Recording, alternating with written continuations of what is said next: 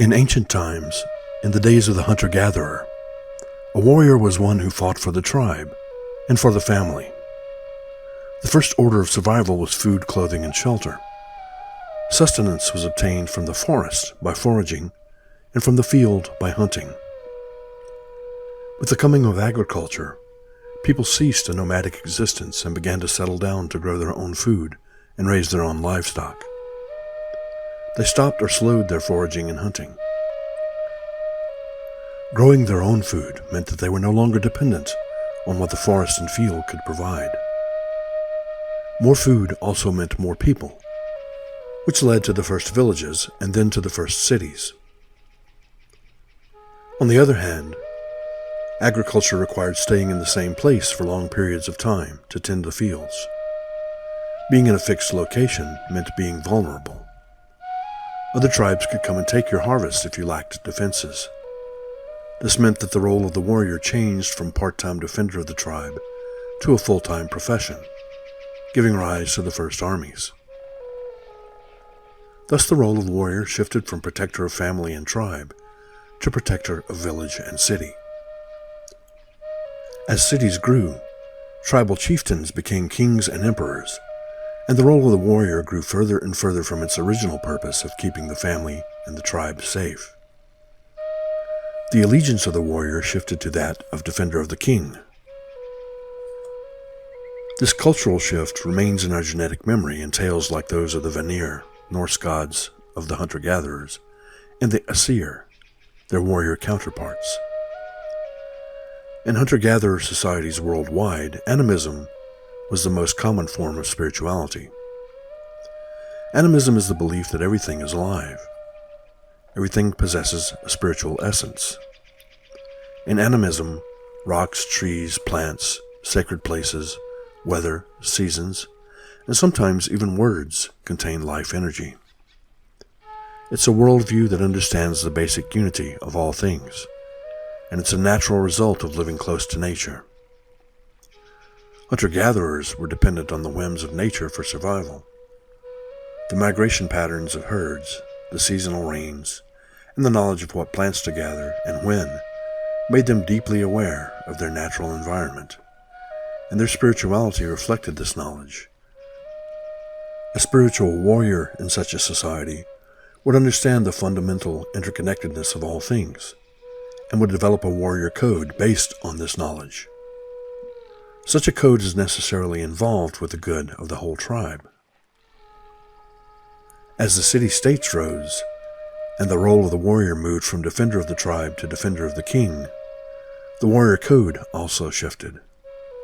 This warrior code emphasized tales of braveness, chivalry, and heroism. The warrior way became more about individual achievements for king and country than for the good of the tribe. In this way, warriors became soldiers. The essential difference between a warrior and a soldier can be summed up in this way. A soldier does what he's told, no matter what's right, and a warrior does what's right, no matter what he is told. So how is a warrior spiritual? The fundamental essence of spirituality is about connection. It could be connection to others, connection to nature, connection to self, or connection to the divine. So a spiritual warrior will be one who uses the skills of his craft to bring others closer together instead of driving them apart. Such a warrior fights to unite instead of fighting to divide. Most Aboriginal cultures practice some form of animism. Their spirituality was about connection to nature, to sacred spaces, and to the tribe. With the rise of Christianity across the world, animistic cultures were gradually usurped in favor of the dogmas of the church. While animistic cultures see the divine manifest in every rock, tree, and living thing, Christianity places the divine outside of our realm.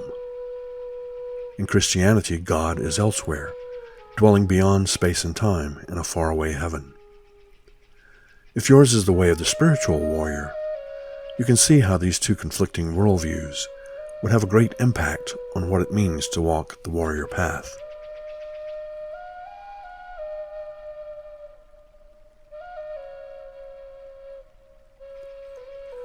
This brings us to mysticism and what it means to be a mystic. What is the nature of the divine? Is there a God? If so, wouldn't that God be beyond human understanding? If it weren't, how could it be a God? To a mystic, if God is unknowable, then the moment you make claims about God, you are no longer talking about God. From a certain point of view, mysticism isn't concerned about whether or not gods or divinity or the supernatural are real. What matters is the utility of the mystic experience. Is the experience itself real? Does the experience itself have anything to teach? If so, it's irrelevant whether or not the experience was caused by any sort of divine entity. This is the essence of mysticism. In contemporary times, our spirituality has abandoned us. For many of us spiritual seekers, the Christian path is empty because it lacks what mystics need in their lives: meaningful contact with the deeper mysteries of life. In today's world, the source has become more important than the teaching.